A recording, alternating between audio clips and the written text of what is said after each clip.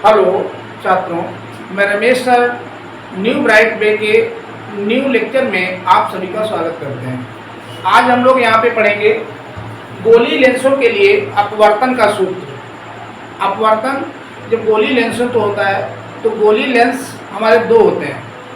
एक इसमें पहला जो गोली लेंस हम यहाँ पे मेंशन कर रहे हैं वो है हमारा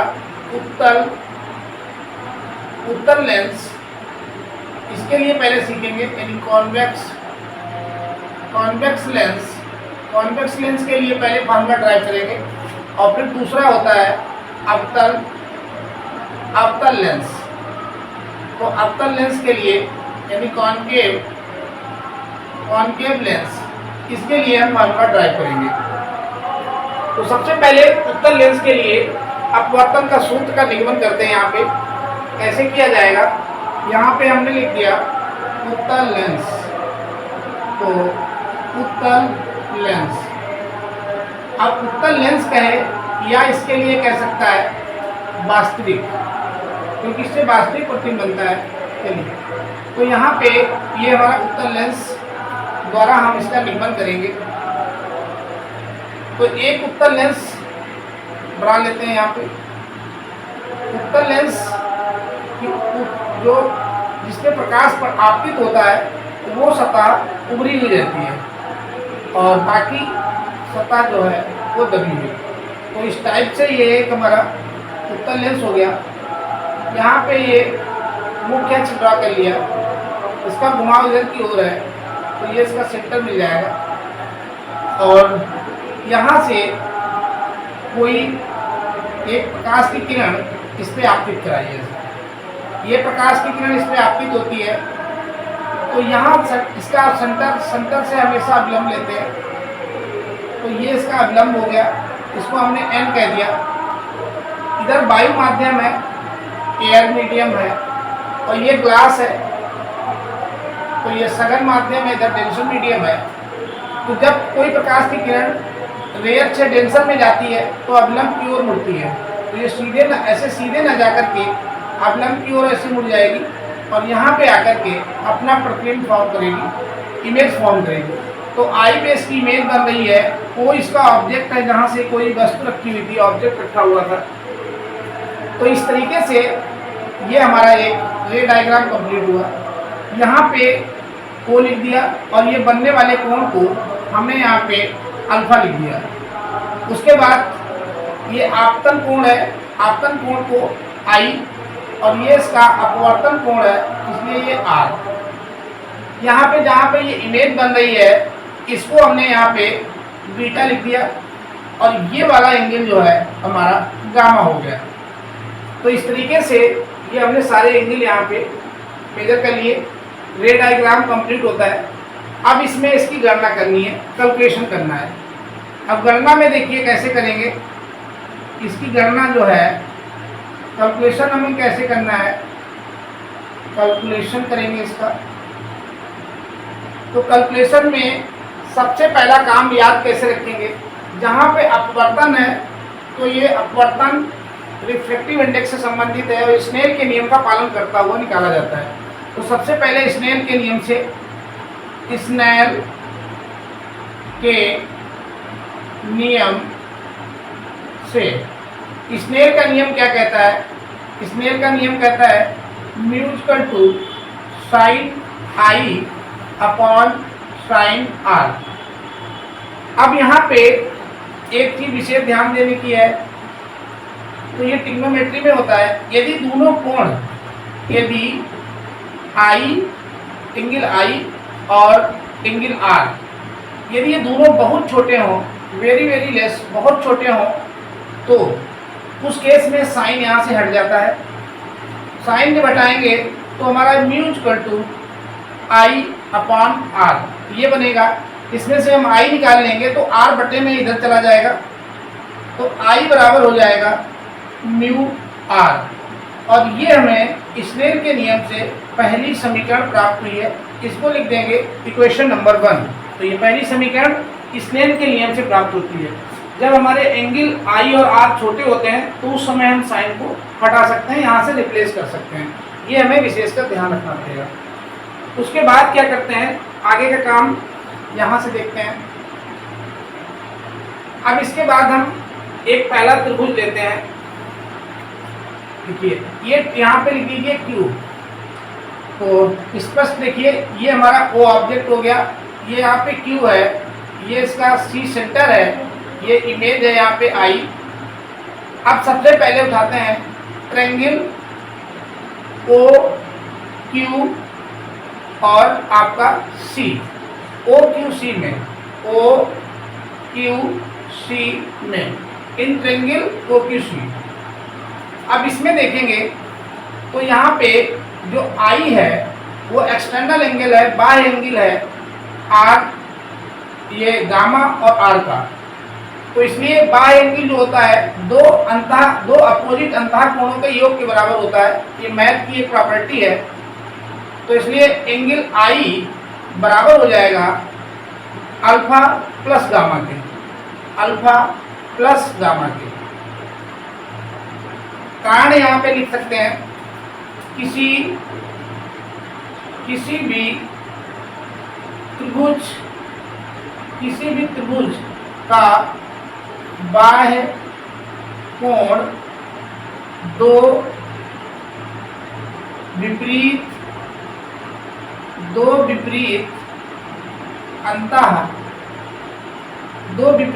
अंतः कोणों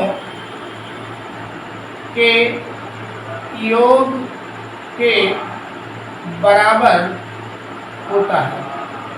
ये हमारी एक थ्योरम है मैथमेटिक्स की, उसका अप्लाई किया गया है। ऐसे ही हम दूसरा ट्रायंगल ले लेंगे, क्योंकि पहले वाले से I प्राप्त किया है, दूसरे वाले से हमें R निकालना है, तो जिसमें R है वो वाला लेंगे। तो यहाँ पे Q I C, तो यहाँ पे लिखेंगे ट्रायंगल Q I, ये वाला Q I C में, तो ये ट्रायंगल उठाएंगे। और उसी तरीके से इसमें भी देखिए गामा जो है ये बाह्य एंगल है बीटा, और बाह्य एंगल गामा जो है R के बराबर होगा। तो इसलिए यहाँ पे गामा बराबर यही प्रॉपर्टी यहाँ पे भी होल्ड हो रही है, ये बराबर होगा दो अंतः अपोजिट कोणों के योग के। तो R प्लस बीटा के, यहाँ से हमें R निकालना है, इसको इधर लाएंगे या फिर बीटा को उधर भेज देंगे, तो ये R बराबर हो जाएगा गामा माइनस बीटा। ये हमारी समीकरण नंबर 2 हो गई। अब यहाँ पे देखिए समीकरण नंबर 1 जो हमने स्नेल के नियम से प्राप्त की थी, वहाँ पे इसको छोटा लिख लीजिए। तो यहाँ पे हम I और R जो इंसिडेंट एंगल है और जो रिफ्रैक्शन एंगल है, उनमें मान समीकरण 1 और 2 से इसके मान रखेंगे। तो यहाँ पे लिखेंगे समीकरण 1 में समीकरण 2, एक मिनट, ये आपकी 2 है, ये 3 है, समीकरण 2 व 3 से I और R के मान रखने पर ये लिख लेंगे। तो समीकरण 1 जिसमें मान रखते हैं उसको पहले उतारते हैं यहाँ पे। तो ये दे रखी थी I = म्यू R। अब इसमें I की जगह पे ये समीकरण 2 वाला रखेंगे अल्फा प्लस गामा। तो ये वैल्यू हमारी हो जाएगी अल्फा प्लस गामा बराबर म्यू, ऐसे रहेगा। R की जगह पे समीकरण 3 से देखेंगे गामा माइनस बीटा, तो ब्रैकेट लगा के रखेंगे गामा माइनस बीटा, एक से ज़्यादा बचते हैं तो वहाँ पे गामा लगा लीजिए। अब उसके बाद में ये हमारी वैल्यू यहाँ तक आ गई। अब इसके बाद क्या करना है, ये हमें इसमें मेजर करना है। तो ये समीकरण बन गई।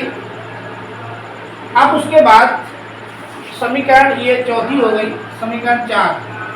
अब अल्फा बीटा और गामा, तो अल्फा बीटा और गामा के यहाँ से हम लोग मान रखेंगे।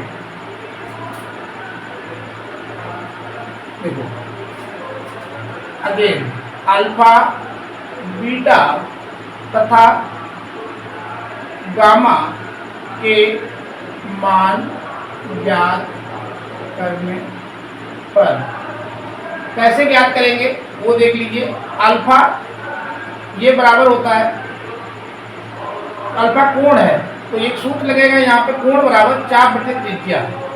तो ये चाप बटे त्रिज्या यानी कि आर्क अपान रेडियस। ऐसे ही बीटा के लिए लगाएंगे, तो बीटा के लिए भी लगाएंगे चाप बटे त्रिज्या। ऐसे ही गामा के लिए लगाएंगे चाप बटे त्रिज्या। लेकिन अब इसको हमें फिगर से देख के लिखना है। देखिए, तो अल्फा ये है, अल्फा की चाप क्या है, यहाँ पे कोई बिंदु ले लीजिए P, क्योंकि सारी दूरियां यहाँ ध्रुव से होंगी। तो ये हमारी चाप है, ये चाप है, इसको हमने हाईलाइट कर दिया। तो P से नापेंगे तो पहला बिंदु P उठाएंगे, PQ। तो ये हमारा चाप जो होगा इसमें अल्फा के लिए PQ अपान त्रिज्या। त्रिज्या इसमें देखिए अल्फा यहाँ पे है, तो यहाँ से यहाँ तक की दूरी ये पूरी यानी PO ये निकाल लिया। इसी प्रकार से बीटा के लिए निकालेंगे। अब बीटा देखिए हमारा कहाँ पे है, बीटा ये बना हुआ है, तो यहाँ से लेके तो चाप यही रहेगी, क्योंकि ऐसे, तो ये PQ अपान त्रिज्या, I से यहाँ से मापना है पूरा, तो PI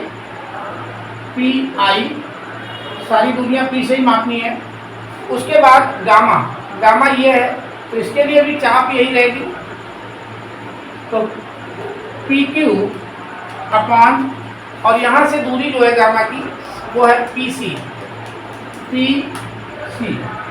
अब एक काम इसमें और कर लें, ये देखिए, तो जो ये वस्तु है, ये हमारी O जो है, यहाँ पे वस्तु रखी हुई है, ऑब्जेक्ट रखा हुआ है। वस्तु की ध्रुव से दूरी, इसको हम लोग Q से लिखते हैं। और ये जो आपका सेंटर है, सेंटर की ध्रुव से दूरी ये हमारी जो है वो R होती है, कैपिटल R लिख लीजिए। और जहाँ पे प्रतिबिंब बनता है, प्रतिबिंब की जो ध्रुव से दूरी होती है वो हमारी P रहती है। अब इनको उसी में रख सकते हैं। तो यही उठा करके अल्फा बीटा गामा के पहले इसमें मान डाल दीजिए।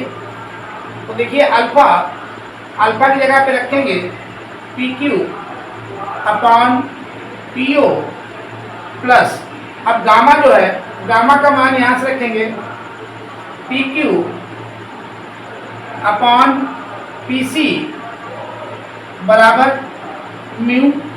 अब ये गामा है, गामा का मान PQ अपान PC ये हो गया माइनस बीटा के मान है PQ अपान PI, तो PQ अपान PI ये हो गया, ये ब्रैकेट बन। अब इसमें ऊपर देखिए, गौर करिए, PQ दोनों तरफ कॉमन है, कॉमन ले लेंगे इसको, यहाँ से लिखना स्टार्ट करते हैं। तो ऊपर PQ कॉमन होकर के कट जाएगा, तो PQ को हमने कॉमन कर लिया इधर भी, तो क्या बचेगा, ये 1 अपान PO प्लस 1 अपान PQ बाहर चला गया PC, ये बराबर म्यू अपूर्णांक है। और यहाँ पे भी PQ कॉमन कर लीजिए, PQ कॉमन करके काट दीजिए, इधर भी PQ, फिर उसके बाद म्यू लिखेंगे। अब PQ निकल गया तो 1 अपान PC माइनस 1 अपान PI ये हो जाएगा यहाँ पे। अब इसमें PQ ये कट गया। चलिए अब आगे 1 अपान PO ये वैल्यू लगाते हैं। देखिए P से O तक की दूरी U होती है, बाईं तरफ की दूरियां निगेटिव लेंगे, इसलिए 1 अपान माइनस का U। आगे देखिए ऐसे ही 1 अपान PC, तो P से C की दूरी, अब ये 2 की दाहिनी हो रहा है इसलिए R पॉजिटिव रहेगा, तो 1 अपान R। आगे बढ़े म्यू, अब ये 1 अपान PC, तो PC जो है वो R है, तो इधर साइड जो है पॉजिटिव ही रहेगी, माइनस 1 अपान PI। अब P से I तक की दूरी को P कहते हैं, इधर साइड है, तो ये प्रतिबिंब की दूरी यही रहेगी। अब इसमें हमें एक काम करना है, ये म्यू तो अंदर मल्टीप्लाई करा लीजिए। तो म्यू मल्टीप्लाई करेंगे तो पहले इसके साथ जाएगा फिर इसके साथ जाएगा, तो mu upon r minus mu upon b, ये हो गया। अब इधर देखिए 1 upon u plus 1 upon are.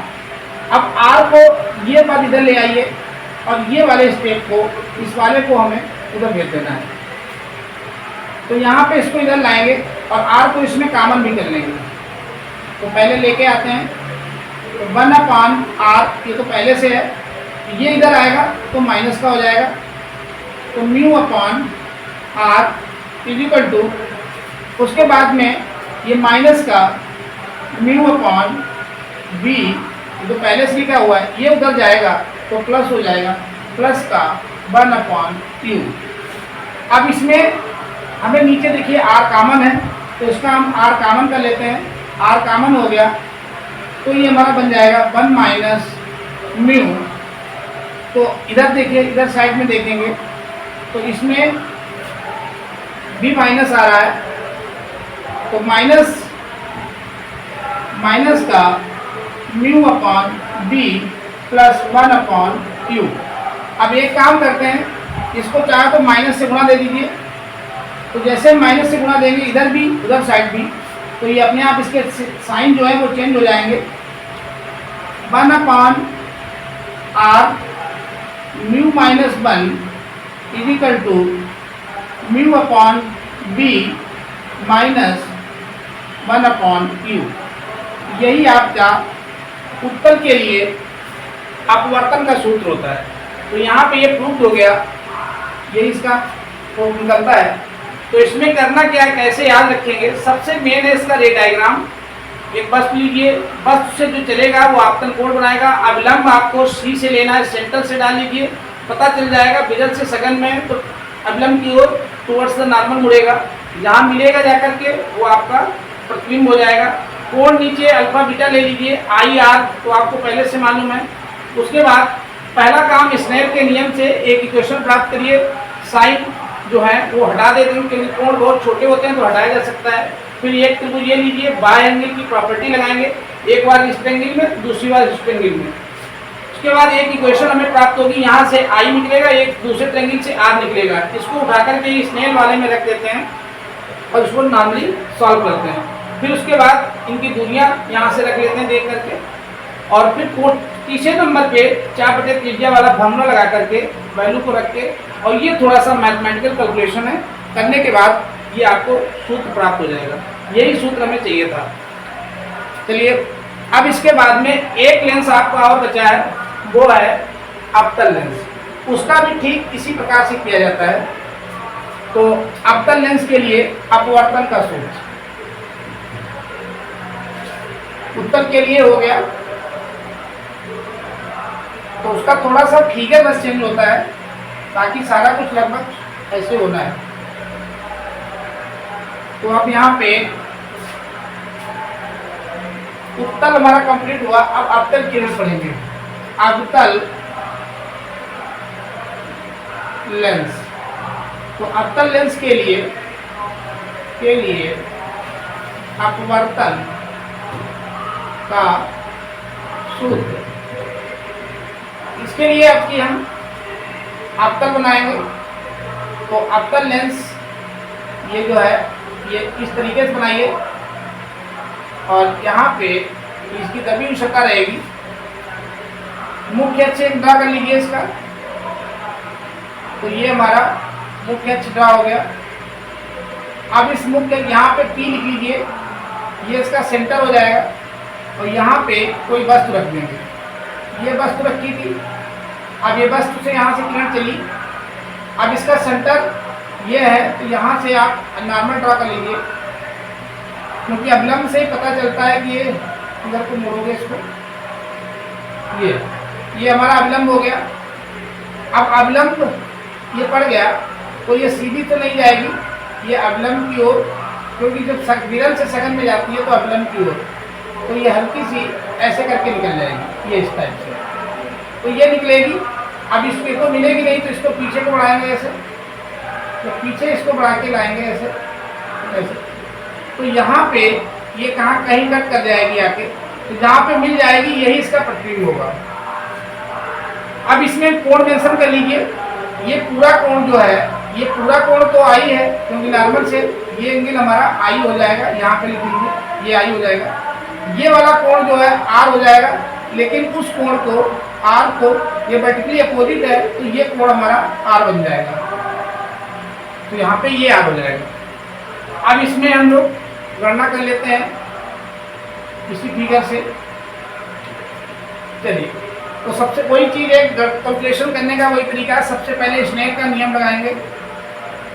Snail के नियम से, अब स्नेल का नियम क्या कहता है, mu equal to sine I upon sine are.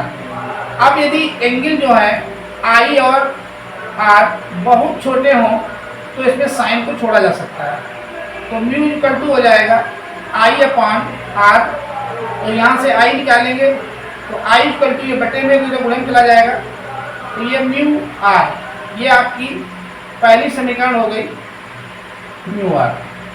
इसे समीकरण नंबर 1 मान लीजिए, क्योंकि इसी में वैल्यू उठा करके डालते हैं।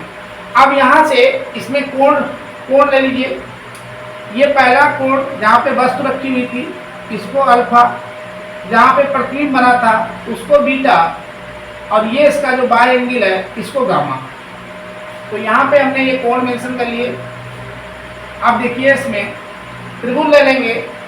पहला त्रिभुज वस्तु वाला ओ, यहाँ पे क्यू, नाम भी सब वही रखेंगे जो पहले थे, क्यू ओ क्यू और आपका सी। तो त्रिभुज ओ क्यू सी में तो ये ट्रायंगल पकड़ेंगे। अब ओ क्यू सी को देखिए, ओ क्यू सी यहाँ पे है, तो गामा इसका बाय एंगल है, और ये आई और आर इसके, तो गामा जो है ये बराबर हो जाएगा, गामा बाय एंगल है बराबर हो जाएगा अल्फा प्लस आई के। तो अल्फा प्लस आई के, तो यहाँ से हम आई निकाल लेंगे, तो आई हमारा जो हो जाएगा वो ये अल्फा इधर जाएगा, तो ये हमारा गामा माइनस उधर जाएगा तो अल्फा। ये समीकरण पहली हो गई आई के लिए। अब फिर अगला ट्रायंगल ले लेंगे। अगला ट्रायंगल इसमें देखिए, ट्रायंगल ये जहाँ पे प्रतिबिंब बनता है तो आई क्यू सी, तो ट्रायंगल आई क्यू सी में यहाँ पे इसको हम कंप्लीट करेंगे। तो इसमें फिर वही चीज़ है, गामा जो है बाय एंगल है आर और बीटा का, तो गामा जो है बाय एंगल है बीटा प्लस आर का। अब यहाँ से हमें निकालना है आर, इसलिए आर बराबर, तो बीटा पे इधर भेज देंगे, तो गामा माइनस बीटा।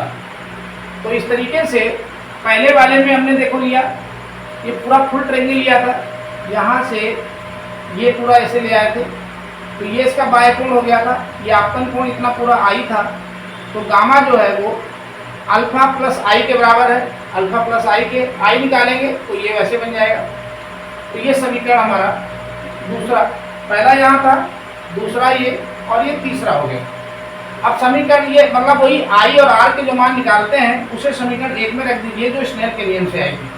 तो यहाँ पे लिखेंगे समीकरण 2 व 3 से आई और आर के मान, आई तथा आर के मान 1 में रखने पर, 1 में रख दीजिए यहाँ पे, तो आई बराबर म्यू आर, आई की जगह पे रखेंगे गामा माइनस अल्फा, तो gamma minus alpha is equal to mu. अब आर की जगह पे यहाँ से रखेंगे, तो आर की जगह पे गामा माइनस बीटा, तो ये वैल्यू रख दी। अब उसके बाद इसे समीकरण मान लीजिए 4। समीकरण 4 के बाद फिर हमारा अगला काम होता है अल्फा बीटा गामा के मान निकालना। तो अल्फा बीटा और गामा के वैल्यू निकालते हैं, वही 4 बटे त्रिज्या से। तो अल्फा हमारा जो हो जाएगा पी क्यू वही नाम हमने इसलिए रखे हैं, तो पी क्यू अपॉन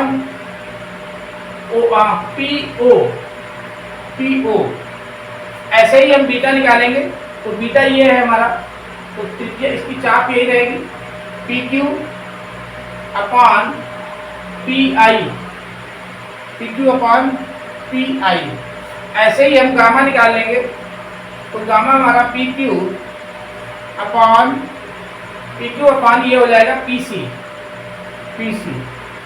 अब ये मान उठा के समीकरण 4 में रखते हैं, ये सारे मान 4 में रख दीजिए आके, तो अल्फा की जगह पे गामा की जगह पे, तो गामा हमारा जो है P Q upon P C minus alpha वाले P Q upon P O equal to mu gamma में वही P Q upon P C minus beta को यहाँ से रखेंगे P Q upon P I, तो ये वैल्यू रख दी। अब देखिए अभी दिखाया था कि ये ऊपर का पी क्यू जो है कट जाएगा, कॉमन है, इसलिए आगे यहाँ से स्टार्ट करते हैं। अब यहाँ पे क्या बच गया उसको लिखिए, 1 upon P C minus 1 upon P O equal to mu हो गया 1 अपॉन पी सी, तो 1 upon P C minus 1 upon P I, यहाँ हो गया। अब सर्किट देख लीजिए, ये वस्तु है, ये हमारा प्रतिबिंब है, तो वस्तु की दूरी u होती है, प्रतिबिंब की दूरी v होती है, और ये त्रिज्या जो है वो r होती है।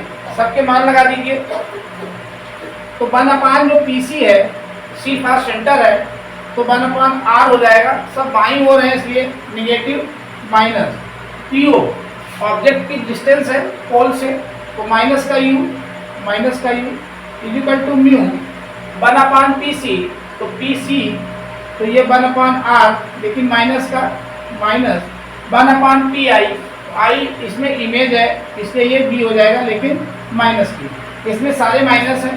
चलिए तीन प्रॉपर्टी को ध्यान में करते हुए इसको एक बार कैलकुलेट करते हैं, तो ये तो 1 अपॉन r माइनस, लेकिन दो माइनस हैं तो प्लस हो जाएगा, 1 upon Q equal to mu, अब ये माइनस है तो 1 अपॉन r माइनस, दो माइनस आ गए तो प्लस 1 अपॉन b, ये आ गया। r को सबको एक तरफ कर लीजिए, पहले इस ब्रैकेट को खोल लीजिए, तो ये इसके साथ टकराएगा, माइनस का म्यू अपॉन r प्लस, फिर ये इसके साथ जाएगा म्यू अपॉन b।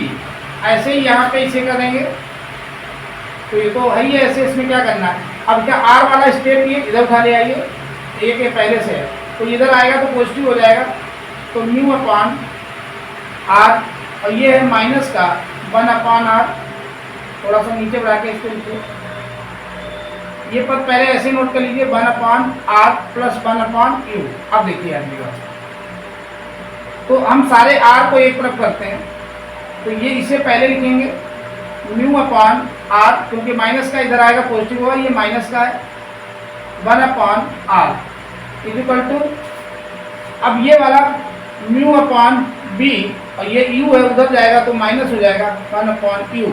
अब इसमें नीचे r कॉमन ले लेंगे, तो 1 upon r mu minus 1 equal to mu upon b minus 1 upon u। देखिए यही अपवर्तनांक का सूत्र है, तो दोनों के फार्मूले सेम आते हैं, फार्मूले दोनों के सेम रहते हैं, बस खाली फिगर का रे डायग्राम चेंज हो जाता है।